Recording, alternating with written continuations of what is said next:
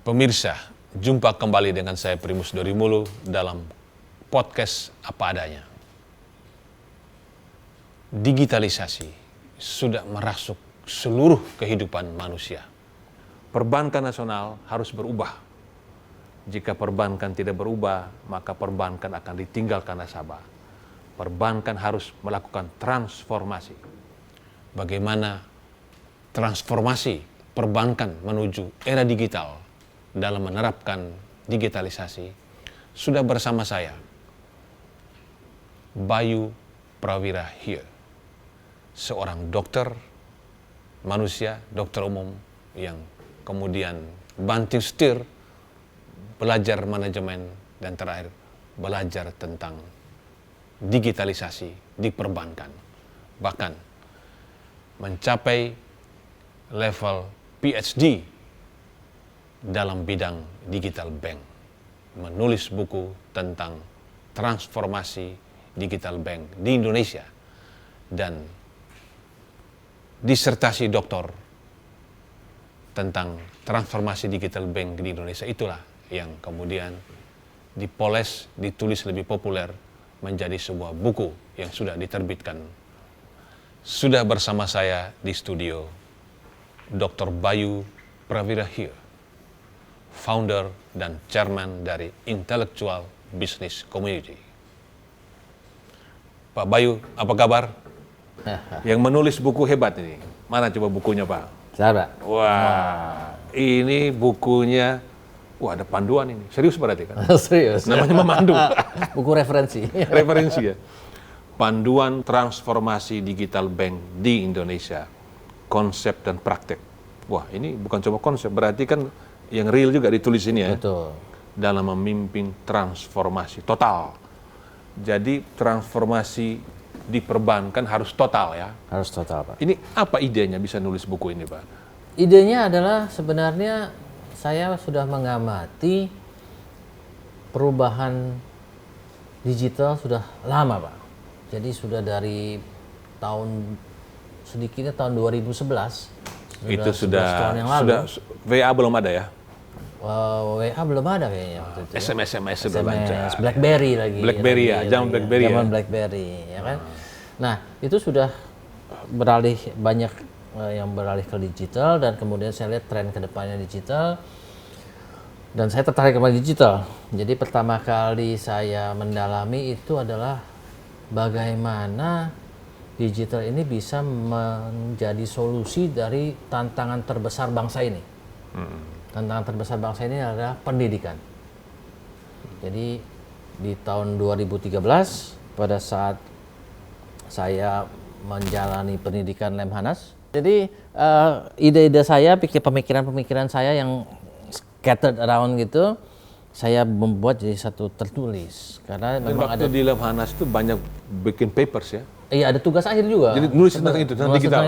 Tentang judulnya saya memberikan judul Revolusi Sistem Pendidikan Nasional dengan metode e-learning.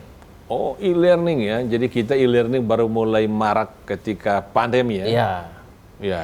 Jadi 2013 sudah saya bikin. Anda sudah nulis waktu itu ya? Jadi Taskap waktu itu di Lemhanas. Dan di 2014 setelah selesai pendidikan, saya rubah sedikit bahasanya supaya tidak terlalu akademik. Saya terbitkan jadi buku, diterbitkan oleh Gramedia. Ini tahun 2014. Judulnya? Judul Revolusi Sistem Pendidikan Nasional dengan metode e-learning. Waktu itu memang e-learning yang lebih banyak pada UT ya, Universitas Terbuka ya? Iya, Universitas Terbuka juga bukan e-learning, jadi mereka masih kirim buku. Oh, kirim buku juga? Kirim buku untuk belajar gitu, belum benar-benar e-learning gitu kan. Nah, jadi di sanalah saya mulai mendalami bahwa e-learning bisa menjadikan solusi buat persoalan terbesar bangsa ini, yaitu pendidikan. Tapi sayangnya sampai sekarang buku saya yang lebih berupa white paper, karena di sana juga tertulis tentang kalau kita mau merubah seperti itu, apa policy kebijakan-kebijakan yang harus dirubah, ya. Sampai jadi kalau itu dibaca oleh decision maker itu sudah ada garis besarnya kalau kita bilang nggak. Dan buku itu beredar ya? Buku itu beredar. Nah, kemudian langsung lahir buku ini? Kemudian saya makin mendalami ke arah digital, dan kemudian saya mengambil pelajaran yang lalu bahwa kita kalau berpikir itu scattered around, ya banyak yang kita pelajari, tapi tidak tersistematik. Karena itu kalau kita mau membuat itu tersistematik, kita perlu menulisnya menjadi sebuah buku. Untuk menulis sebuah buku itu bisa, buku itu nggak selalu benar, ya kan? Buku itu bisa berupa opini, banyak buku berupa opini, tapi karena dibikin menjadi buku, orang bilang, oh buku itu pasti benar. Enggak tentu, buku belum tentu benar. Ya. Nah, jadi kalau kita mau menulis buku yang benar, harus dilandaskan oleh riset. Ya kan? Jadi kalau kita mau membuat buku yang berlandaskan riset, jalan terbaik ya jalan akademik. Sekalian saya ambil S3 gitu kan. Dan itu yang Anda tempuh ya? Iya. Jadi memang buku kan banyak orang nulis ya? Betul. Tapi perlu buku yang berdasarkan research ya? Betul. Okay. Jadi mulai tahun 2015 saya mengambil S3. Dengan dari awal saya sudah mau menulis tentang transformasi digital. Ide menulis transformasi digital itu kapan? Sudah sejak dari 2011 kan? Oh gitu ya? Kemudian era transformasi digital yang bank, khusus untuk perbankan, kapan ide muncul? Ya berarti setelah saya masuk dari pendidikan S3 dari tahun 2015. Ini sebelum kita masuk pada kelanjutan buku ini, Anda kan basicnya ke seorang dokter ya? Betul. Dokter umum ya? Dokter umum. Ini dokter yang murtad dari dokter atau gimana nih? Iya, ceritanya memang saya lulusan FKUI tahun 1991. Tapi memang sebelum saya lulus... 1991 berarti berapa tahun lalu ya? 91, 2001... 31 tahun yang lalu. Look younger ya, boleh juga ya? Tetap milenial ya kayaknya? Tetap milenial. Saya lulus tahun 1991, tapi umur saya 36 tahun. 36 tahun ya, oke. Sekarang saya 36 tahun. Terpenting appearance-nya 36 tahun. Betul. Yeah. Apalagi jangan transformasi digital kan. Nah jadi pada tingkat terakhir itu saya menghadapi pasien pada saat itu, di mana kesimpulan saya saat itu adalah yang saya obati, ya, tapi kemudian tidak tertolong, meninggal. Jadi ketika tamat praktek ketemu pasien itu? Bukan, waktu saya pendidikan dokter. Waktu pendidikan ya? Iya, jadi... dokter itu biasanya ada pendidikan teori dulu ya? Iya, 4 tahun kan sarjana kedokteran. Sarjana kedokteran? 2 tahun di klinik. Klinik, betul. Itu dulu. Itu praktek. Sekarang 5 tahun, 1 tahunnya dikirim untuk internship, ya kan? Ke daerah-daerah? Iya, ke daerah. Tapi dulu pendidikan 6 tahun di fakultas. Di 2 tahun terakhir klinik, benar-benar kita pegang pasien. Di RSM? Di RSCM, di RSU Tangerang, di Persahabatan. Oh banyak ya, punya pemerintah banyak ya? Banyak. Nah jadi saat itu saya menghadapi pasien yang kemudian tidak tertolong. Kemudian saya berpikir bukan karena ilmu saya yang kurang, bukan karena usaha saya yang kurang, bukan karena niat saya yang kurang baik, tapi karena pasien itu tidak punya uang. Oh, jadi pasien... Oke, terus ya, akhirnya meninggal tidak tertolong? Meninggal. Karena waktu itu belum zaman BPJS. Meninggal karena nggak punya uang? Apa hubungannya?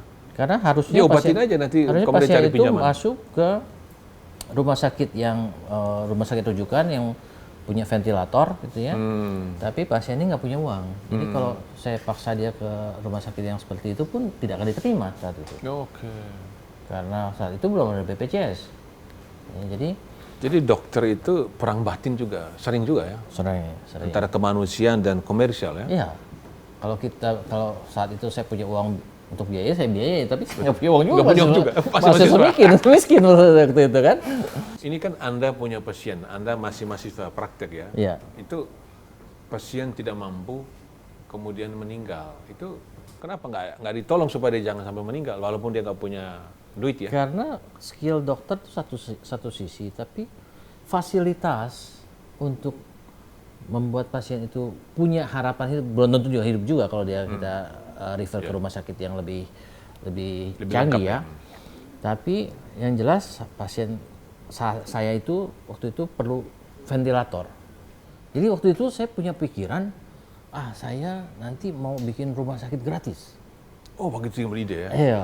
Memang waktu itu umur berapa itu ya? Biasanya idealisme ya? Idealisme itu umur 24 gitu. Ya. Itu idealisme lagi tinggi-tinggi. Jadi kalau orang usia 20-an sudah kapitalis, sudah ada yang salah itu. usia itu usia sosialis. Lagi ideal, lagi mahasiswa gitu kan. Tapi setelah saya lulus, saya bekerja, juga saya terus memikirkan bagaimana saya bisa mencapai cita-cita saya itu. Tapi kemudian saya berpikir, apakah baik ya kalau kita menolong orang dengan rumah sakit gratis gitu ya? Karena orang tersebut take it for granted nantinya, ya kan? Jadi dan juga sesuatu yang diberikan gratis itu, menurut saya ya, itu orang yang menerima itu nggak punya dignity, nggak punya kebanggaan bahwa itu saya dapat dengan usaha saya. Jadi solusinya apa? Solusinya sebenarnya bagaimana membuat orang tersebut bisa produktif sehingga dia bisa bertanggung jawab pada dirinya sendiri, membayar apa yang dia perlukan. Betul. Caranya gimana? Pendidikan. Jadi memang orang yang terdidik menurut saya itu yang terdidik dengan baik ya, dia akan bisa menghasilkan lebih daripada apa yang dia butuhkan untuk hidupnya. Ya, jadi menjadi manusia yang produktif. Karena itu saya sangat pro pendidikan. Karena itu saya. Nah, itu menghadapi pasien yang meninggal itu dan perasaan kemanusiaan untuk menyelamatkan dia, membantu dia, tapi tidak bisa karena masih mahasiswa, akhirnya meninggal. Nah, itu apa pengaruh terhadap jalan hidup selanjutnya? Akhirnya saya memilih untuk mengambil jalur untuk pendidikan. Artinya selesaikan dokter dulu kan? Waktu itu Selesaikan kan dokter, selesai dokter tetap. Tapi kemudian saya tidak berpraktek, ya, tapi lebih kepada masuk ke dunia pendidikan. Pendidikan, oke. Jadi saya tapi saat setelah ini tamat dari UI menjadi seorang dokter, tidak pernah praktek, tidak pernah buka praktek klinik sendiri. ada, Pernah, ada. Tapi mulai berkecimpung di pendidikan. Ya, jadi saat ini per tahun ini saya sudah 25 tahun mengajar untuk postgraduate di bidang manajemen. Tapi pernah nggak mengajar sesuai dengan bidang kedokteran? Nggak pernah. Selama mengajar. Ya kalau untuk kedokteran saya rasa saya lebih kepada edukasi sosial, edukasi masyarakat melalui program TV seperti ini ya. Tapi kalau mengajar sesama dokter ada yang lebih ahli. Lebih ahlinya, spesialis ya. Oke. Jadi setelah tamat di sana Anda mengambil pendidikan lanjut S2, S3 bidang apa itu? S2 saya MBA. MBA. S3 saya juga di Management Science. Manajemen Science ya. Dengan penelitian transformasi digital ini. Jadi S2 itu lebih pada manajemen ya? Ya. Nah, S3 tentang digital. Ya. Di mana tuh ngambil digital? Di UPI YAI sini. Kapan selesai doktornya? 2020.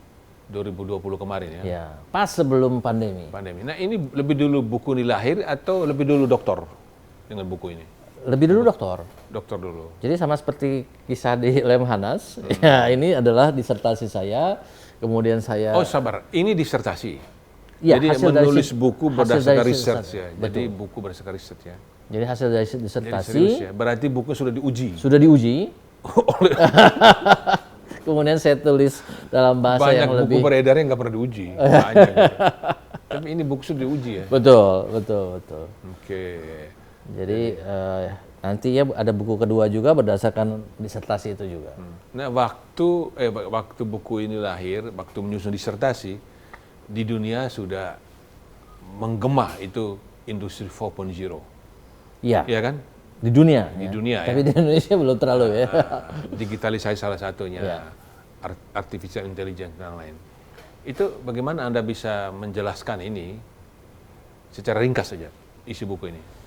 Secara ringkas, Isi buku Pak. ini, jadi sebelumnya pada saat menulis disertasi saya melakukan riset terhadap seluruh bank di Indonesia. Seluruh bank, tidak mengambil sampling. Sampling tentunya, sampling ya. Tapi sampling itu merepresentasikan keseluruhan bank di Indonesia. Bank-bank yang apa? Kelompok bank menurut modal inti kalau sekarang ya. Ya. Kalau dulu itu berdasarkan apa dulu tuh? Berdasarkan buku 1, buku 2, buku 3. Buku 1, buku 2, buku 3. Waktu itu masih pakai buku ya? Masih pakai buku, ya. Nah, jadi tentunya di sini yang di riset adalah tentang kepemimpinannya. Karena untuk suatu perubahan itu perlu champion, perlu pioneer. Pioneer adalah pemimpinnya. Kalau penelitian kan mengambil sampling ya. Ya. Saya nggak tahu ngerti penelitian, tapi kalau baca-baca survei, Ya. Pilpres ya, itu mereka mengatakan multi stages sampling ya. Jadi setiap kelompok itu diambil sampelnya. Nah ini kelompok-kelompok bank besar itu bank mana yang diteliti? Jadi pada saat saya peneliti ini, bank di Indonesia ada 113. 113, oke. Ya, jadi bank umum ya? Bank umum. Jadi saya ambil 55 dari 113. Banyak tuh. Banyak. Jadi, banyak itu, signifikan sekali. Ya, jadi untuk bisa merepresentasikan keseluruhan. Berarti sekaligus mencerminkan begitu heterogen ya banknya. Ya kan, kalau agak homogen kan nggak usah sampai 50 kan? Ya memang dari metodologi sampling perlu sampling. Kalau untuk mencapai presisi harus kecil, banyak. Kita perlu sampling yang lebih besar persentasenya. Nah, jadi dari sini saya membuat frameworknya, tentunya berdasarkan referensi, kemudian kita uji untuk menguji seberapa sahihnya framework tersebut. Ya. Nah, jadi di sini disimpulkan bahwa kepemimpinan itu menentukan sampai dengan 81% keberhasilan dari transformasi digital bank. Kepemimpin, apa yang dimaksud kepemimpinan di perbankan itu? Siapa saja yang masuk kelompok kepemimpinan? Jadi faktor-faktor apa yang mempengaruhi kepemimpinan kan? Betul.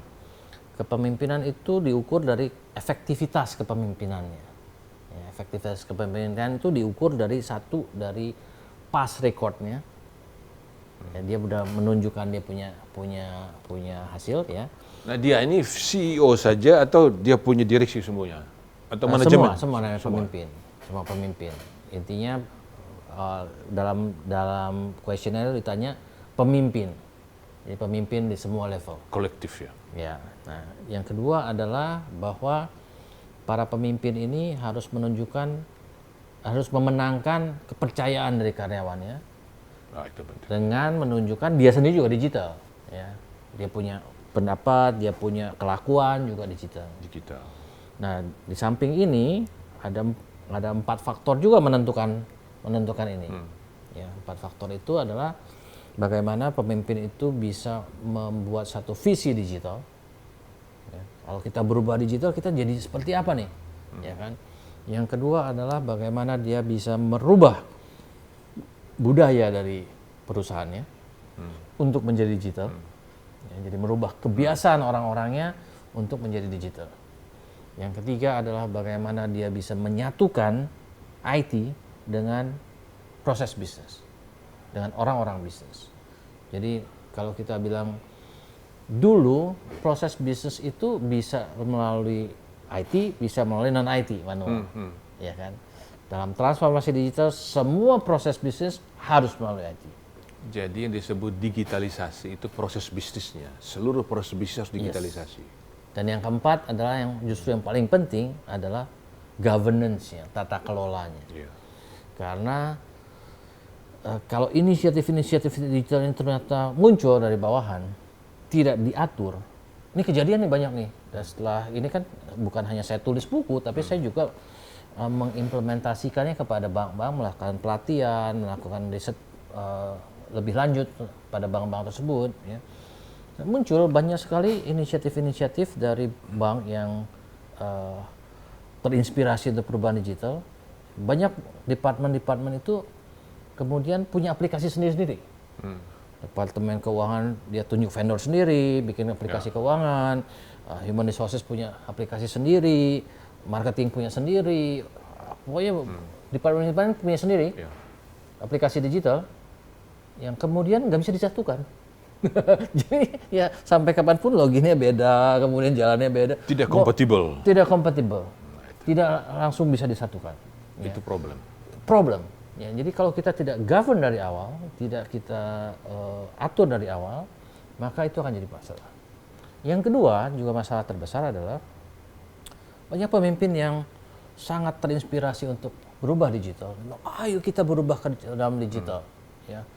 Nomor satu yang ditanya sama pegawainya kan, arahnya mau kemana Pak? Ya kan? Itu namanya visi, ya kan? Tapi kemudian ditanya juga oleh para pegawai itu adalah, terus apa artinya itu buat sama pekerjaan saya Pak? Saya mesti bagaimana? Kasih tahu saya, dalam sehari-hari saya harus seperti apa? Betul. Karena masih banyak kerjaan sehari-hari yang saya harus lakukan nih Pak, ya kan? Nah, jadi bagaimana pemimpin itu bisa menerjemahkan visinya itu ke dalam KPI, Key Performance Indicators dari pegawai-pegawainya, supaya pegawai-pegawainya itu bisa ikut apa yang diarahkan. Nah, itu yang namanya tata Setiap kelola. karyawan mengerti ada clear direction dari atas, Betul. supaya tidak ada kebingungan Betul. dalam melaksanakan. Nah, setelah ada key indicator juga harus ada pembeda bahwa harus diukur kan KPI-nya benar atau enggak. Nah, yang sudah benar melaksanakan KPI-nya harus dikasih reward. Nah, Ya kan? Kalau enggak orang yang tidak melaksanakan atau melaksanakannya tidak ada perbedaan, tidak ada motivasi. tidak melakukan. motivasi, demotivasi ya, mesti insentif bagi mereka yang berprestasi. Betul. Betul. Dan disinsentif bagi yang Betul. tidak. Betul. Nah, Tidak itu rajin. termasuk juga buat yang menghalang-halangi transformasi digital, pindahkan lah. Oke. Nah, sekarang pertanyaan Pak, Indonesia memang sudah penting sekali untuk masuk perbankan nasional. Yes. Apakah memang sudah sangat mendesak, urgent dan signifikan? Jadi urgensi dan signifikansi perbankan nasional masuk digital. Sangat urgent Pak, sangat urgent karena kita tahu bahwa digitalisasi ini dampaknya adalah biaya yang murah.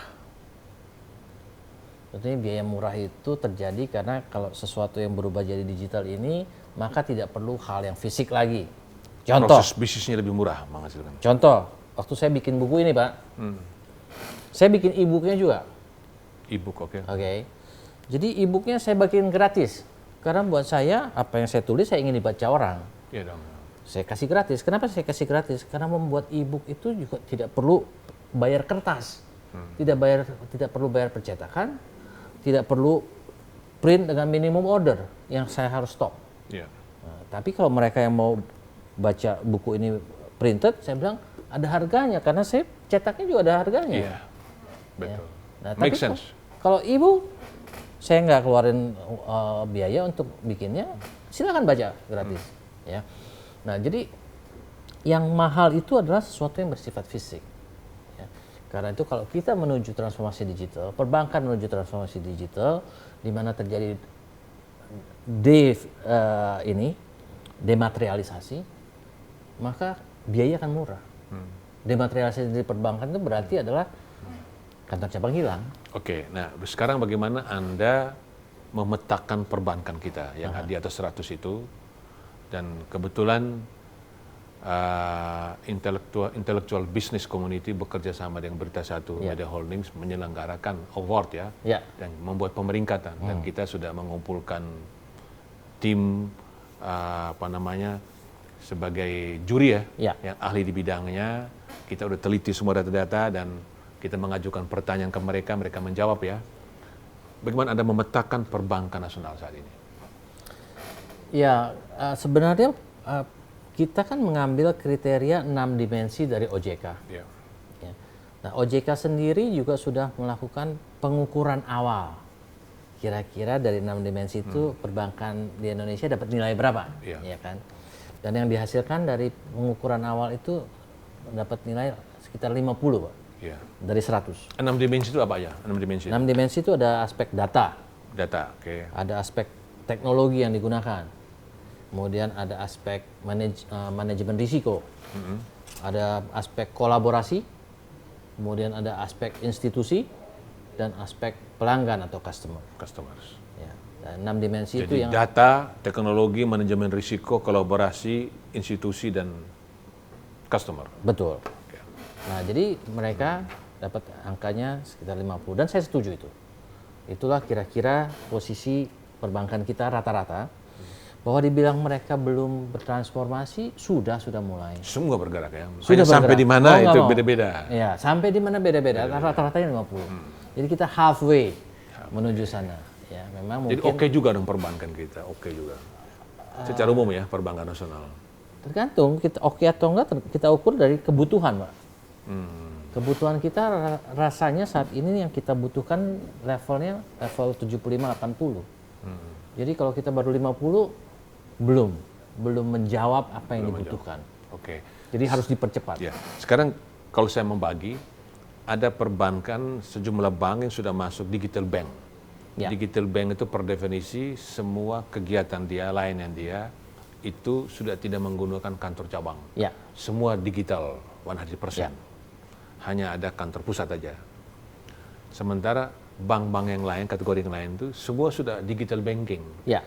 Yaitu perbankan konvensional, tapi produk-produk mereka sudah digital, layanan mereka digital juga. Buktinya kita bisa mengirimkan uang lewat sini, semua bisa lewat sini ya. Nah, untuk yang digital bank ini bagaimana pemetaannya? Kemajuan mereka sudah betul-betul cukup menjanjikan apa tidak? Digital bank pada umumnya sudah bagus ya. Kalau kita lihat hanya sedikit sekali yang mengatakan mereka digital bank itu yang benar-benar saat ini digital bank murni. Sebagian masih sebenarnya punya kantor cabang, tapi sedikit. Walaupun sudah memproklamasikan diri sebagai digital bank. Mereka punya kantor cabang tapi sedikit. Tapi karena mereka itu mengambil bank lama. Karena mengambil bank lama. Tapi mau dihapus sayang. Harus perlu waktu. Kadang kontraknya ya? belum selesai kan. Kadang beberapa pertimbangan ya. Tapi kalau mereka yang declare sebagai digital bank murni itu harusnya arahnya nanti semua kantor cabang yang existing pun akan dicabut, akan diselesaikan. Oke, jadi dari sejumlah ada berapa yang sudah digital bank sih sekarang? Makin hari makin bertambah yang mendeklar seperti itu. Ada 45 bank ya? Sekitar 6 lah. Ya. 6 ya. Tapi sudah ada nggak satu bank aja yang sudah betul-betul, oh inilah digital bank sesungguhnya? Sudah ada nggak? Boleh dibilang dari semua itu yang kalau kita bilang yang paling mendekati bank digital murni ya Bank Jago. Bank Jago ya, dan dia sudah list di sana. Mendekati ya. Maka banyak orang berbondong-bondong naruh uang di situ juga ya. Betul. Bank Jago ya. Dan memang juga model bisnisnya sudah paling mendekati yang ideal dalam transformasi digital. Oke. Sekarang yang digital bank. Digital banking ini kan raksasa-raksasa semua. Iya. Yang kalau kita lihat listed company, banking yang sudah mencatatkan saham di Bursa Efek Indonesia, itu yang dia punya market cap sudah hampir 1.000 triliun, yang peringkat 2 800 triliun. Nah ini udah gede-gede semua. Nah mereka mengatakan kami ini oke, nanti ke situ itu adalah final destination. Tapi sebelum sampai ke situ kita nggak boleh membuang yang ada, karena apapun bisnisnya, banking juga sama, tujuannya punya nasabah. Betul. Nasabah yang aktif bertransaksi dan jumlahnya gede transaksinya. Nah kalau itu ada, itulah income dari situ, itu revenue. Nah sekarang ini nasabah kita kan tidak 100% sudah digital. Jadi walaupun kita sudah mempunyai produk layanan digital, tapi kalau nasabah sendiri masih ada yang perlu offline, masa kita tinggalkan mereka? Tetap kita pelihara sambil bersama-sama mereka, mendidik mereka agar mereka shifting pelan-pelan menjadi fully digital. Nah, itu gimana menurut Anda? Betul juga, karena banyak bank-bank besar itu setengah hati untuk bertransformasi digital karena coba setengah hati itu agak setengah hati.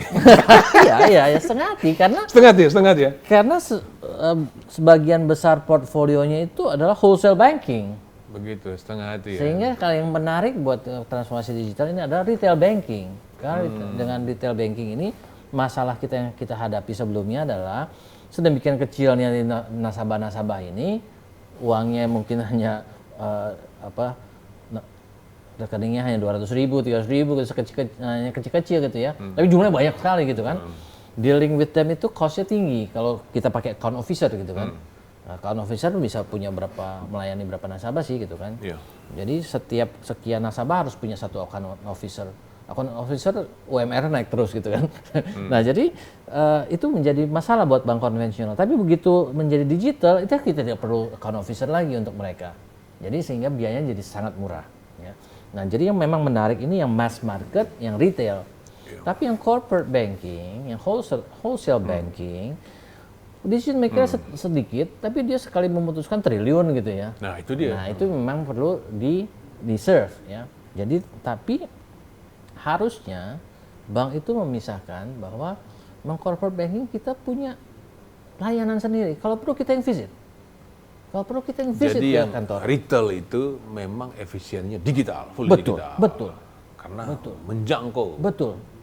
Kalau Begitu banyak. kalau kita tidak menuju digital, kita tidak menuju dematerialisasi, maka Costly. kalaupun kita melakukan digital banking, tetap biayanya tinggi. Iya. Gitu. Biaya tinggi besar. Tetapi bagi yang corporate, karena triliunan, bolehlah kita sowan. Betul, betul. Beri privilege. Betul.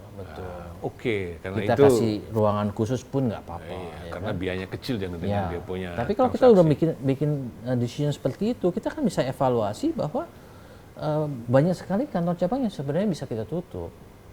Ya, karena Nah, ini menarik. Jadi kalau menurut Anda yang sudah membuat disertasi transformasi digital bank ini, kemudian setelah itu jadikan buku, ya. pasti disertasi itu ada yang dibuang atau semua masuk ke dalam buku ini semua? Oh, ini Diedit, dibikin lebih simpel. ini bagian dari pembelajarannya, ya. Nggak semua disertasi masuk ini. Tapi ini rewrite ya, supaya lebih Iya, populer. pasti. Ya. Rewrite. Nah, setelah mempelajari ini, kemudian bersama-sama bersatu kita membuat penilaian terhadap bank-bank ini. Ke depan itu siapa yang akan memenangkan persaingan ini? Bank-bank ini. Ini lomba yang mereka sudah digital bank maupun mereka sudah digital bank ya, maupun mereka yang masih ada konvensional, masih offline yang digital banking ya. Ya. Ke depan, karena semua yang digital banking yang raksasa ini, mereka juga IT hebat, mereka juga tahu, mereka juga pinter-pinter, leadershipnya tadi juga bagus, mereka juga tahu destinasi di sana. Kira-kira dalam 10 tahun ke depan ini siapa pemenangnya? Tergantung ukuran pemenangnya apa. Ya, Kalau pemenang, kalau saya, eh, Pak Bayu, kalau saya sih pemenang bisnis apa aja, mau banking kah, mau dan banking, revenue, laba besar, bagi dividen selalu saya. Kalau saya ownersnya, dividennya gede. Kalau dia TBK, harga sahamnya naik, saya dapat dividen, dapat capital gain. itu ukuran masa lalu, Pak. Wah, ini masa lalu. Memang yang masa kini, masa depan nggak perlu duit, nggak perlu dividen, nggak Tapi perlu yang lebih capital gain. perlu adalah di masa depan adalah seberapa banyak nyawa, seberapa banyak orang yang kita bisa pengaruhi. Maksudnya apa itu? Mempengaruhi apa? Mereka udah masuk jadi nasabah toh? Mempengaruhi satu adalah mempengaruhi bagaimana kita bisa mempengaruhi begitu banyak orang untuk merubah nasibnya menjadi lebih baik. Jadi bukan hanya tujuan uang, tapi bagaimana kita bisa mass transformative purpose, merubah Jadi, nasib orang begitu berarti banyak. nasib masyarakat. Nasib masyarakat menjadi Kalau lebih baik. nasabahnya adalah bangsa Indonesia, ini bangsa Indonesia yang makin lebih baik. Jadi suksesnya bank itu membuat orang Indonesia makin baik, ya? Betul, Sejahtera. betul, Jangan hanya dia yang kaya ya. betul. Dia laba besar puluhan triliun, valuasinya. Cuma yang happy cuma pemegang saham, berapa orang sih pemegang saham? Wah, ini Dibandingkan keren Pak. Masyarakat. Jadi bank itu, tapi nggak salah kalau mereka untung toh. Nggak salah. Nggak salah. Untung Tapi itu buat sustainability kan? ya, untung paling itu sustainability dalam memberikan layanan Betul. kepada publik. Tapi penilaian utama, ukuran khusus utama adalah bagaimana masyarakat terangkat kesejahteraannya. Betul. Oke juga ya. Dan di bisnis digital ini, mereka yang punya purpose yang baru itu, punya tujuan yang baru itu, akan lebih berhasil dibandingkan yang hanya mengutamakan shareholders. Tapi cara berpikir ini ada nggak pada pemimpin-pemimpin bank sepanjang yang Anda teliti? Karena kalau lihat yang kita dengar bahwa setiap bank itu mengatakan know your customers. Berarti mereka berusaha mengenal nasabah mereka dan mereka harus memberikan apa yang dibutuhkan oleh nasabahnya, servis nasabahnya. Customer satisfaction. Berarti memuaskan nasabah mereka. Berarti menyejahterakan dong. Berarti sudah. Oh, belum tentu. Belum tentu ya? Belum tentu. Oke. Kayak misalnya saya ini dosen, Pak. Saya punya mahasiswa-mahasiswa. Kalau kita bilang customer satisfaction, saya kasih mereka A semua, happy semua, Pak. Happy semua. Semua. Tapi kualitasnya gimana, ya kan? Saya selalu bilang sama mahasiswa saya mau memberikan kalian A semua, tapi berikan saya alasan untuk memberikan Anda A. Betul. Jangan Anda belajar yang asal-asalan minta saya A. Pertanggungjawaban saya terhadap masyarakat bagaimana? Benar. Jadi nggak selalu kita customer satisfaction itu ujungnya baik kok. Jadi gimana dong supaya tidak sekedar customer satisfaction itu. Apa yang dilakukan oleh bank? Ya kembali harus memikirkan bagaimana target-target komunitas yang mereka ingin rubah nasibnya menjadi lebih baik. Contoh Pak. Nah, jadi memang pemain-pemain konvensional ini mindsetnya belum bisa ke sana Pak, karena udah terbentuk mindset kerjaan Anda adalah mencari keuntungan sebesar-besaran untuk shareholders. Nah, pikiran seperti ini kebanyakan ada di startups. Dan startups yang cepat menjadi unicorn, menjadi decacorn, itu adalah startups yang benar menjalankan ini. Ya. Ini tuh mana? Menjalankan bagaimana manfaat sebesar-besar bagi shareholder? Bukan, Atau bagaimana merubah Mindset. nasib masyarakat menjadi lebih baik sebesar. Itu yang membuat startup itu menjadi unicorn. Betul. Ya, oke. Contoh Pak, Gojek. Dulu kalau Pak Primus punya anak perempuan, terus bilang, Pak, saya mau menikah. Oh, mau menikah, bagus. Siapa calonmu? Calon saya di sini Pak. Panggil. Apa kerjaanmu? Kerjaan saya narik ojek. Pak Primus bilang, oke, kau tunggu di luar ya. Bilang sama anak Primus. Kamu nggak ada pilihan lain ya, gitu kan? Nah, oke. Jadi tukang ojek itu saat itu adalah kerjaan yang dibenci orang, tapi sometimes dibutuhkan dan begitu dibutuhkan dia ketok harganya, gitu kan? Betul. Ya, sebelum ada sistem, ya kan? Tapi hari ini kalau kita lihat mereka itu, kalau kita lihat di tempat makan, buru-buru datang, ada orderan ini, duduk sebentar, dapat makanan, lari cepat. Dia mengejar target, Pak. Punya tujuan hidup. Untuk melayani. Untuk mendapatkan uang juga. Dan dia juga punya uang untuk bisa cicil motor, punya penghasilan yang relatif tetap. Ya. Dan anehnya sekarang, Pak, banyak mertua yang ngelihat anak mantunya itu, kamu kerjanya apa? Mbok yang ngojek gitu loh, gitu. Mbok yang nak cari tambahan. Karena liquid. Iya. Karena itu pekerjaan yang lebih jelas, dihargai orang, ya, dan jelas dapat uangnya dan berdasarkan usaha. Betul. Ya. Dan petarung di jalan macet Jakarta. Betul. Nah, jadi kita bisa lihat betapa komunitas yang tadinya tidak dihargai orang, kemudian menjadi sesuatu komunitas yang tiap hari kita cari, Pak, untuk beliin makanan, untuk nganter kita dan segala macam. Ya, tiap hari kita cari dan kemudian persepsi terhadap mereka pun berubah, nasib mereka pun berubah. Ya. Nah, inilah yang membuat Gojek itu naik pamor, kemudian masuk ke dalam komunitas-komunitas lain dan kemudian menjadi besar, menjadi unicorn. Karena mereka berpikir tentang konsumen ya, menyejahterakan konsumen. Iya, oke, kembali ke bank. menyejahterakan komunitas, Society. suatu komunitas, sehingga masyarakat pun happy. Happy, betul. Iya kan? Betul. Nah, kembali ke bank tadi, bisa nggak yang gede-gede ini, yang masih digital banking, belum digital bank ini, menjadi juara satu ke depan? Walaupun tadi, ya jaran satu, artinya mereka mampu mengubah mindset sehingga layanan mereka, produk mereka itu menyejahterakan. Bisa. Tentu saja bisa, tapi itu memang perlu pemimpin yang luar biasa ya, karena mereka juga harus bisa menjelaskan kepada shareholders-nya bahwa kita tidak mencari profit yang maksimum, tapi kita mencari profit yang optimum, di mana tetap worth untuk Anda invest di sini, ditambah Anda mendapat kebanggaan, Anda telah merubah nasib banyak orang menjadi jauh lebih baik. Dan itu tidak menghambat valuasi dia di pasar saham. Tidak. Kan terbukti luar negeri juga valuasi naik-naik terus kan. Betul. Kalau masyarakat happy ya. Ya, jadi memang ini juga harus sejalan dengan mindset dari para investors bahwa oh iya, saya nggak perlu dapat uang yang lebih, tapi saya punya pride bahwa saya juga ikut dengan perusahaan ini untuk mensejahterakan orang yang lebih banyak. Oke, ini luar biasa.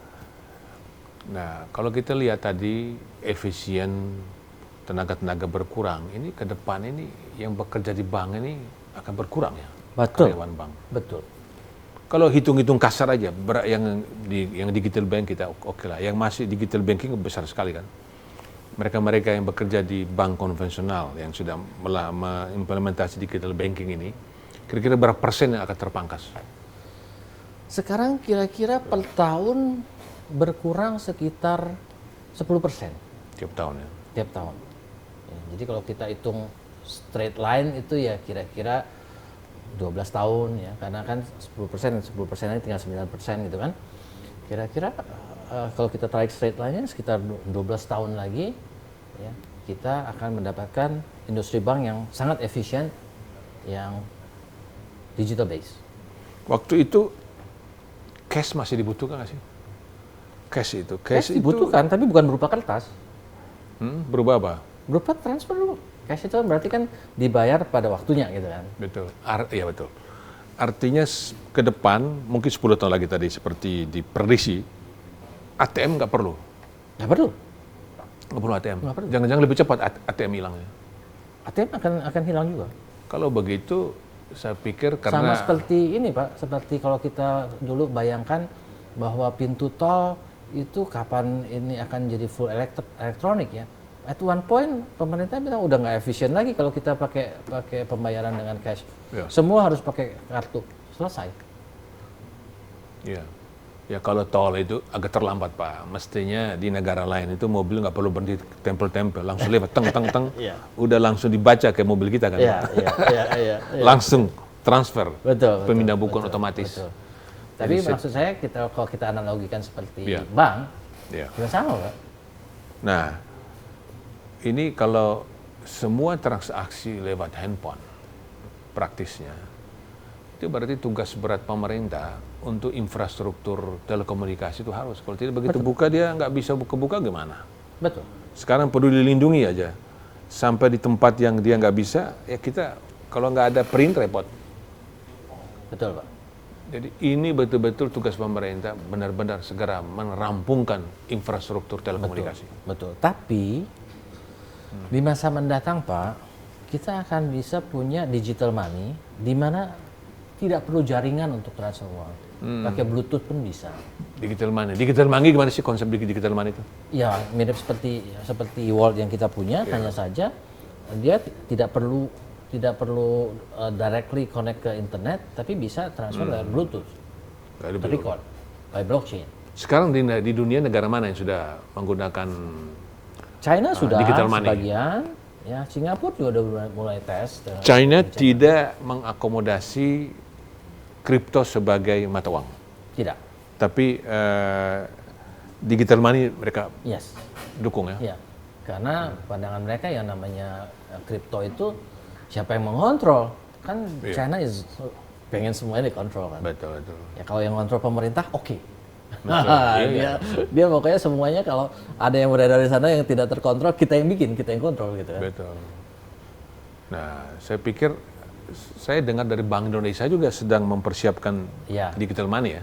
Katanya 2023 gitu kan. 2023. Nah, itu kalau begitu digital money, itu bagaimana wajah perbankan? Ada dampak nggak ke perbankan kita? Ya, kadang apa yang kita lihat sekarang ya bisa beda dengan apa yang nanti terjadi, karena desainnya sekarang kan dengan adanya digital money itu tetap distribusinya lewat bank komersial ya, tapi when the market force itu nanti bisa menuntut buat apa pakai bank komersial lagi kalau saya bisa deal langsung sama bank sentral ya. Jadi itu bisa juga membypass nanti bank komersial ya, tapi ini kembali pada retail banking ya, tetap aja kalau corporate banking perlu adanya bank komersial yang menghitung antara risiko dan kesempatan yang mereka akan lakukan. Ya. Nah, sekarang kalau kita lihat semua perbankan berlomba-lomba memperbaiki layanan produk dia digitalnya untuk melayani. Walaupun belum full digital, mereka sudah mengarah ke sana. Ada bank besar, mereka tidak mengambil bank baru untuk bikin bank digital, tapi cabang-cabang mereka ubah jadi digital bank. Jadi di digital bank per kantor cabang. Satu lagi. Itu oke juga ya. Nanti lama-lama semuanya digital bank. Nggak ada konsep kayak gitu. Ada terjadi Pak. Ada bank. Tapi sebenarnya itu bukan Tapi gimana? konsep. Itu adalah bank dengan tampilan digital. Iya. Ya, tapi kalau kita bilang cara kerja digital, buat apa kantor cabang? You can directly sama kantor pusat kok by system. Iya, sebetulnya iya. Jadi ya sometimes orang pengen tunjukkan bahwa kita tampilannya digital. Jadi itu sebenarnya display. It's just display. Kalau functionality jelas langsung aja ke Jadi ke sentral. kalau betul-betul sebuah bank menyatakan dia digital bank, ya nggak usah satu-satu, semua serentak semua kan, semua nggak perlu kantor cabang lagi kan? Nggak perlu. Tokopedia punya kantor cabang di mana? Tokopedia ya, benar. Jual barang paling banyak kan? Jual barang seluruh Indonesia, bahkan mungkin ke luar Impor, negeri juga. iya. Ada kantor cabang? Iya. Nggak ada. Sekarang orang bisa beli mobil juga. Bisa. Dulu cuma barang-barang kecil-kecil, sekarang mobil. Mau apa juga ada di sana kan? Benar Pak, luar biasa. Coba Tokopedia bikin kantor cabang, jadi bingung.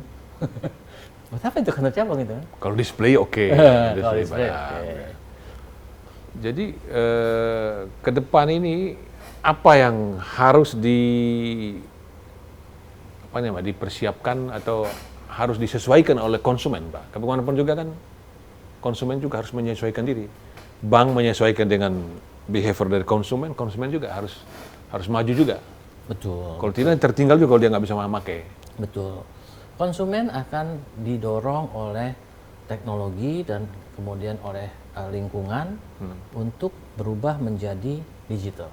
Ya, contoh, 10 tahun yang lalu banyak sekali orang umur 50 tahun ke atas yang tidak bisa digital. Zaman sekarang banyak nenek-nenek, kakek-kakek umur 70-an pun sudah digital. Digital. Kenapa? Karena mereka didorong sama cucunya. Ketawanya cucu. Kayak ini gini gampang sebenarnya, emang sekarang UI dan UX juga jauh lebih gampang. Ya bagaimana menggunakan juga jauh lebih gampang. Sehingga sekarang pergeseran antara umur yang menggunakan digital ini makin lama makin luas. Iya. Ya.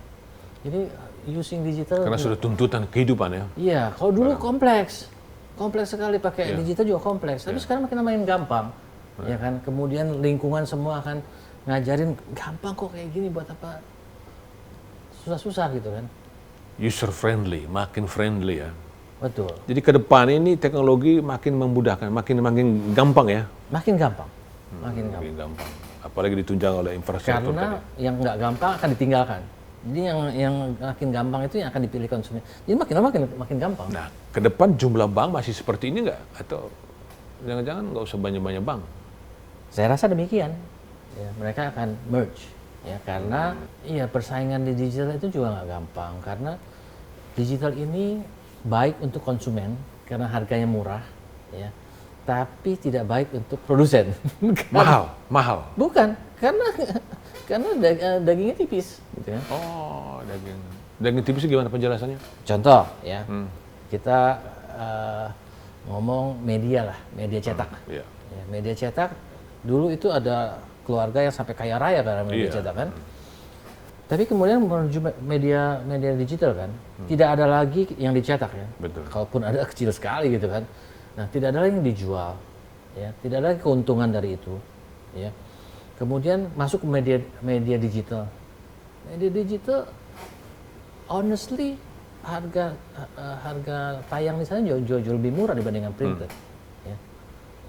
Bahkan main channel, TV pun demikian ya. Pasang iklan di TV sekarang jauh lebih mahal dibandingkan pasang di digital. Kan? Yeah.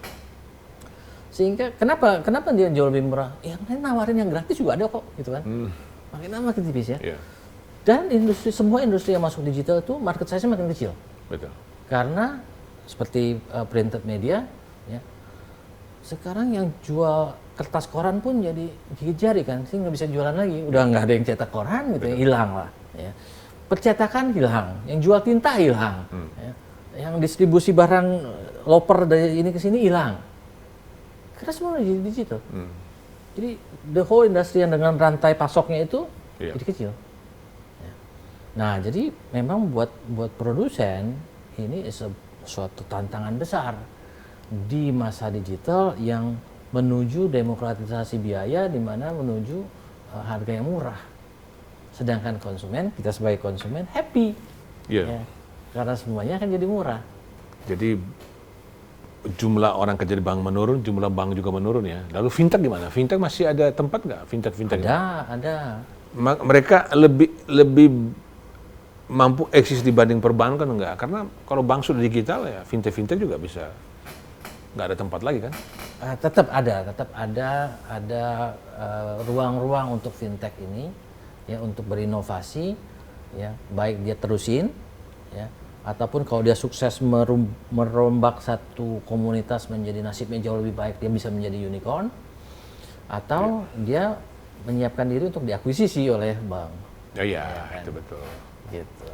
Mereka sekarang itu masih sudah cukup punya nasabah kan, jadi kalau diakuisisi itu ada gunanya ya. Iya, iya. Saya nggak punya nasabah, mau ngapain juga? Kalau teknologi kan lebih mampu bank tuh. Betul, teknologi. betul. Jadi bank tuh kalau melihat fintech harusnya happy karena mereka sebenarnya R&D yang nggak dibayar gitu kan. Nah, Ini kemudian dibayar menurut hasilnya gitu kan. Kemudian ini digitalisasi yang menjadi masalah ya. Itu adalah sistem IT-nya, dikhawatirkan hack, drop, datanya dicuri, dananya dicuri. Itu gimana ke depan untuk mengatasi ini? Perbankan kita makin mampu. Di dunia itu makin hari makin canggih gak untuk menutup ini, Pak? Oh iya, pasti saling Keamanan. bekerjaan, ya kan? Tapi sebenarnya nggak masalah kan. Maksudnya di setiap dunia pasti ada dangernya, pasti ada bahayanya. Tapi bahayanya lebih aman lah. Karena kalau di sistem perbankan nasional kan bawa cash ditembak orangnya, nyawa yang hilang. Jadi diambil lagi ya gitu lebih kan. tidak secure yang cash ya, yang Iya, apa namanya karena kalau cash kan ada nyawa yang bisa ditembak ya. Iya. Kalau orang mau ambil digital nggak perlu ngambil nyawa orang kan. Benar.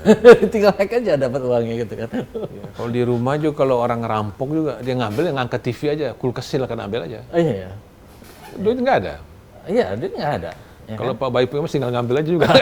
Coba kalau ada duit, ya kan ada duit, orangnya pun nggak rela duitnya diambil kan? Iya. Berkelahi lah, ditembak lah ya kan, atau Iya, dibunuh lah yang punya Kalau uang. digital ngambil silakan aja. Dunia lebih damai.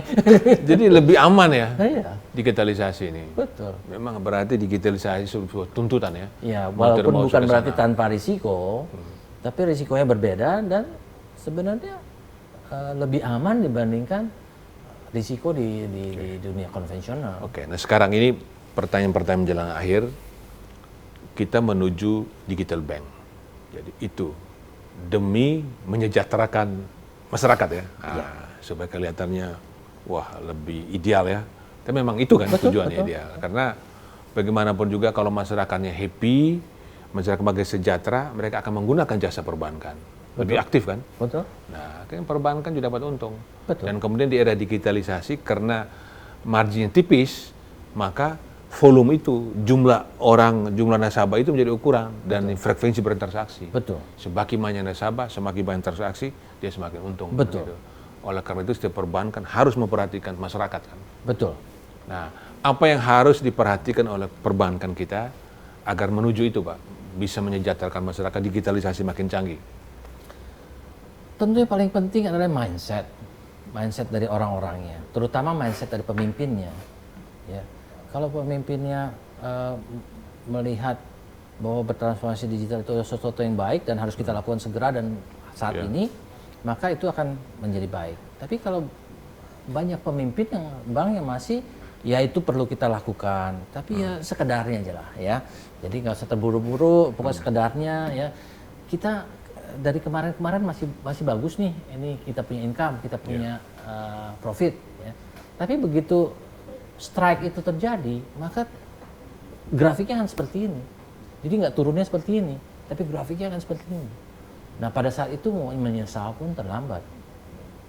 Dan banyak sekali perusahaan-perusahaan yang terlambat itu sudah ketinggalan, susah untuk mengikuti. Betul. Untuk BlackBerry ketika mereka terlambat masuk ke dalam apa namanya itu sistem baru ya. Betul. Android kalau tidak salah ya. Tertinggal. Udah mau masuk Android udah ketinggalan sama Samsung dan lain-lain. Udah kalah. Dan pada saat itu satu-satu yang bisa dilakukan adalah jual banknya gitu kan. Jual perusahaannya. Tapi makin lambatnya jual, makin jatuh harganya gitu kan. Jadi dia jual BU jadi gitu. Harus cepat-cepat terjual gitu kan. Kan ke depan berarti kan kompetisi memperebutkan nasabah makin sengit ya. Betul. Nasabah retail apalagi nasabah korporasi yang tajir-tajir itu tight competition ya. Tight competition dan bukan hanya antar bank. Competition ke depan itu bank berhadapan dengan big tech.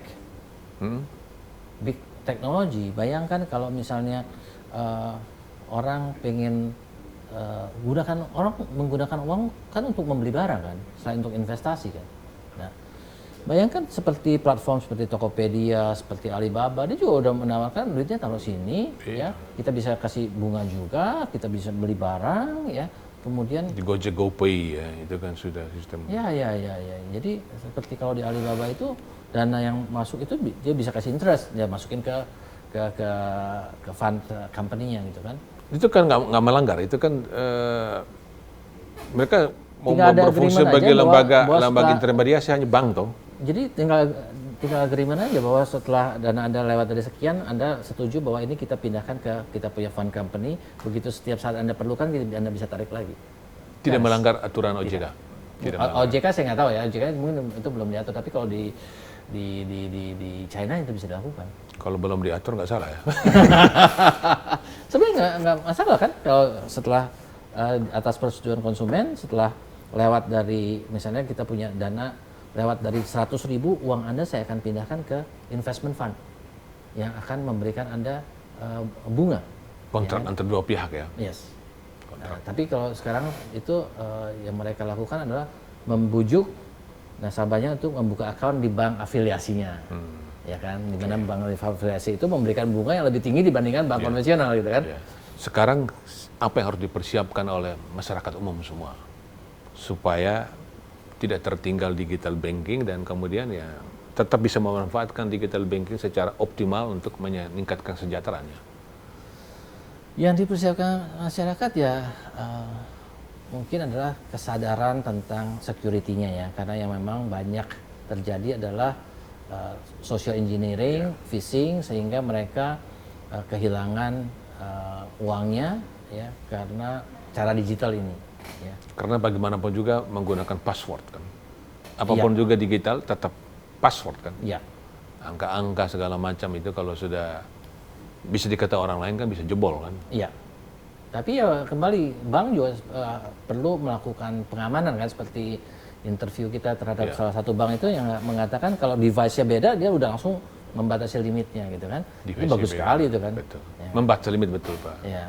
Supaya jangan total loss Pak. Ya. Jadi begitu device-nya beda dia langsung kasih batas limit, jadi nggak bisa lewat dari situ. Oke. Nanti tanggal 26 Juni 28 ya. 28 hari Rabu ya. Rabu. Selasa, Pak. Selasa ya? Selasa ya. Ya, Selasa 28 Juni 2022 ada Digital Banking Award. Ini Intellectual Business Community bekerja sama dengan Berita Satu Media Holdings memberikan award kepada bank-bank yang menampilkan kinerja terbaik di bidang digital banking ya. Yang digital bank kita kompetisi tersendiri kan, digital bank. Ada klasifikasinya sendiri. Yang digital banking sendiri itu pun berdasarkan KBMI ya. Bank Syariah dan BPD. Dan BPD supaya apple to apple, jangan sampai yang kelas kancil lawan yang kelas harimau kan gitu. Jadi lebih fair ya. Nah, dengan award ini Anda sebagai ketua tim juri, apa sebetulnya tujuan utama dari award ini? Tujuan dari award ini adalah nomor satu tentunya membuat industri perbankan kita makin sadar akan transformasi digital ini. Mereka sudah tahu, tapi yang perlu kita sosialisasikan adalah bagaimana mengukurnya bahwa bank Anda sudah makin maju dalam transformasi digital. Ya, semua sudah mulai, tapi mana yang kita bisa bilang bahwa dia lebih baik, ini kurang baik. Ini. Ya, nah, kita berusaha sebisa-bisanya memberikan miniatur dari penilaian tersebut. Walaupun kita sendiri tidak sempurna memberikan penilaian, tapi jiwanya arahnya ke sana. Ya, bahwa kita bukan sekedar bertransformasi, tapi kita juga perlu mengukur sejauh mana kita sudah bertransformasi. Ya, ada banyak award Pak di bidang perbankan. Ini awarding ini apa uniqueness-nya, kekhususannya award ini? Kekhususannya adalah ini dilandaskan pada blueprint transformasi digital perbankan Indonesia OJK. Kita tidak merepresentasikan OJK, tapi kita membantu OJK untuk mensosialisasikan ini, ya, supaya bank-bank di Indonesia ini selaras dengan blueprintnya transformasi digital perbankan di Indonesia oleh OJK. Jadi kalau kita bergerak secara selaras, alangkah baiknya antara otoritas dengan pemain industri selaras, semua pelaku industri sadar bahwa kita menyelaraskan diri dengan apa yang diinginkan oleh otoritas. Luar biasa. Jadi dengan penjelasan ini Anda semakin jauh dari praktik kedokteran ya. Jadi sekarang Anda sudah menjadi dokter bank, dokter perbankan, tapi tetap masih ingat, masih punya pengetahuan, bisa praktek juga, masih punya tempat praktek ya. Nah, Anda shifting masuk ke dunia pendidikan dan sekarang konsentrasi pendidikan perbankan dan ikut mengawal transisi shifting menuju digital bank ya. Jadi Anda punya aspirasi yang muncul ketika masih mahasiswa menangani pasien, yang ketika ditangani ternyata pasien itu nggak punya uang, tidak bisa mendapat perawatan yang baik, akhirnya meninggal, dan itu membuat Anda tersadar ibarat palu godam yang mengetuk kesadaran Anda untuk kita harus meningkatkan pendidikan di Indonesia. Hanya dengan pendidikan membuat orang sejahtera. Betul. Ini sudah tercapai atau belum saat ini? Jauh dari tercapai, Pak. Tercapai? Jauh. Karena boleh dibilang pendidikan secara umum bangsa kita ini jauh tertinggal. Ukurannya gampang saja. Tes PISA kita dari 20 tahun yang lalu tetap kita among the lowest rank. Itu ya. Pendidikan ya. Pendidikan kita. Saya pikir apapun juga kemajuan di berbagai sektor kuncinya pendidikan. Betul. Jadi kalau misalnya pemerintah baca buku saya, Pak, yang Revolusi Sistem Pendidikan Nasional dengan Metode E-Learning. Masih relevan ya? Sangat relevan, Pak. Sudah 10 tahun yang lalu tapi belum diterapkan. Iya.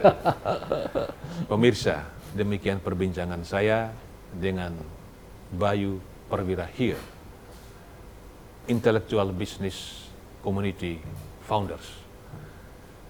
Sudah bicara tentang bagaimana pentingnya digitalisasi di perbankan dan bangsa Indonesia harus mulai punya kesadaran dalam digital banking ini, dan khususnya perbankan, ukuran sukses dari sebuah bank dalam menjalankan digital banking ini, digital bank ya, adalah kesejahteraan masyarakat.